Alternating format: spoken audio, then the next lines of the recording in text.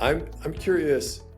I feel like somebody could spend almost an unlimited amount of money. And when I see people like Brian Johnson, he does spend an unlimited amount of money on this type of stuff.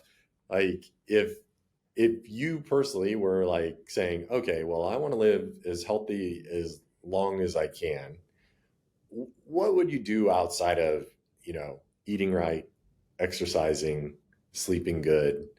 Like, or and some of that, you don't have to go into like personal habits or anything, but like as people think through this, where do they decide, or what are some of the things where they might decide like this is worth a little extra effort or money, supplement, testing, etc.? Yeah, I think for me it would be routinely looking at metabolic panels or some of these physical function metrics because we know those are definitely involved in sort of our health and or decline of our health. I think another thing that people don't look at enough and really has a profound effect is social stress. Social stress has a massive effect on aging and can premature like that. I've read studies that social stress can prematurely age the immune system. So, and we've seen it with social stress models that it will age the study animals.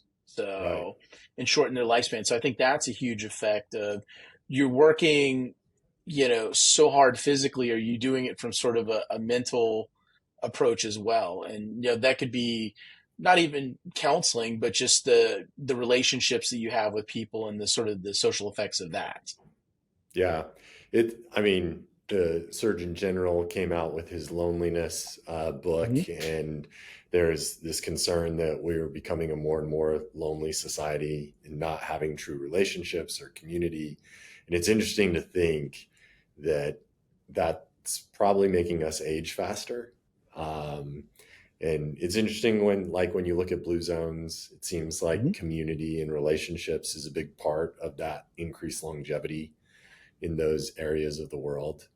And so it's interesting to think like you can actually see biomarkers of like social stress equals more senescence, Yes, equals yes. more DNA damage, or whatever it is. Like that's super That interesting. happens. Yeah. And so it's kind of, to me, the easiest things that we can do. Well, the easiest thing is obviously genetics, right? You have it or you don't, or you have your modifiers. You didn't do anything to get it, you know.